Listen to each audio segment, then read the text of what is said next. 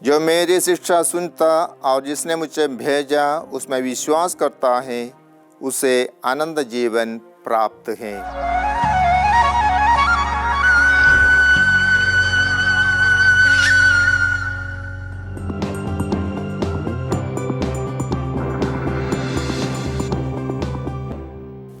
आत्मदर्शन TV के श्रोता आप सभी को मेरा प्यार भरा जय यीशु। संत यूहन्ना का सुसमाचार अध्याय 5 वाक्य 19 से 30 तक के पदों पर हम देखते हैं प्रभु यीशु अपने अधिकार के विषय में लोगों को समझाते हैं। वे कहते हैं, मैं तुम लोगों से कहता हूँ, पुत्र स्वयं अपने से कुछ नहीं कर सकता, वह केवल वही कर सकता है जो पिता को करते देखता है। जो पिता करता है वही पुत्र भी करता है। पिता परमेश्वर सृष्टि करता है, पालन करता है, उनका सृजन कार्य चलता रहता है, सबको संभालते हैं, सबको आशीष देते हैं, सबका ख्याल रखते हैं। यानी पिता परमेश्वर सदा काम करते रहते हैं, उनका काम पुत्र देखते हैं। सबको जीवन देना, जीवन में बनाए रखना, ये उनका काम है। ये देखते हैं और पुत्र परमेश्वर वही कार्य करते हैं। महान कार्य जो पिता दिखाते हैं, उन्हें देखकर पुत्र भी करते हैं। वे कहते हैं, जिस तरह पिता मृतकों को उठाता और जिलाता है, उसी तरह पुत्र भी जिसे चाहता है उसे जीवन प्रदान करता है। पुत्र जिसे चाहता है उसे जीवन प्रदान करता है। विशेषकर जो पुत्र पर विश्वास करता है, उन्हें वे बहुत चाहता है और उसे जीवन प्रदान करता है, संपूर्ण जीवन प्रदान करता है।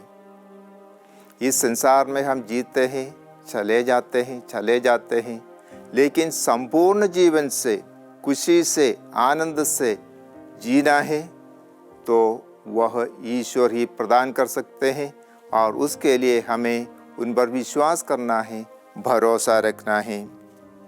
और प्रभु कहते हैं, जो मेरी शिक्षा सुनता है और जिसने मुझे भेजा है उस पर विश्वास करता है, उसे अनंत जीवन प्राप्त है।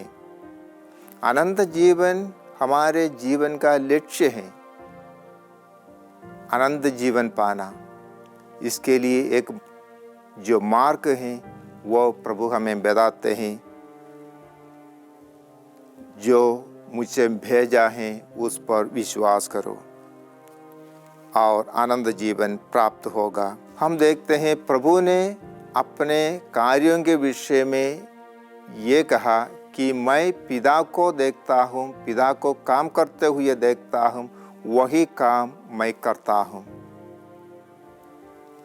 यानी प्रभु चाहते हैं कि उनके शिष्य भी उनके कामों को देखे, ईश्वरीय कामों को देखे और वही काम करते रहे। यानी प्यार करना, क्षमा प्रदान करना, दया दिखाना, जीवन देना, ये सब ईश्वरीय काम है। वही काम प्रभु ने कर दिखाए हैं और हमें भी वही काम करते हुए आगे बढ़ना है। वही हमें अनंत जीवन प्रदान करेगा। और प्रभु ने कहा, इस पर आश्चर्य न करो, वो समय आ रहा है जो वे सब जो कब्र में हैं उसकी वाणी सुनकर निकल आएंगे, सत्कर्मी जीवन के लिए पुनर्जीवित हो जाएंगे। सत्कर्मी जीवन के लिए पुनर्जीवित हो जाएंगे। यानी हमारा जीवन का लक्ष्य वो पुनर्जीवन है, अनंत जीवन के लिए। इसके लिए हमें सत्कर्म करते रहना है जो प्रभु ने कर कर दिखाए हैं, जो प्रभु ने खुद अपने पिता को करते हुए देखा है। और प्रभु ने कहा, मैं अपनी इच्छा नहीं बल्कि जिसने मुझे भेजा उसकी इच्छा पूरी करना चाहता हूँ। वे पिता की इच्छा पूरी किया और हमें भी चाहिए ईश्वरीय इच्छा पूरे करने में कोशिश करते रहे। हम प्रभु से प्रार्थना करें कि हम सदा ईश्वरीय कामों को देखें, कार्यों को देखें जो पवित्र वचन में हमें बताया गया है, और वैसे ही काम करते हुए ईश्वरीय इच्छा पूरी करें और आनंद जीवन पाए। आमीन।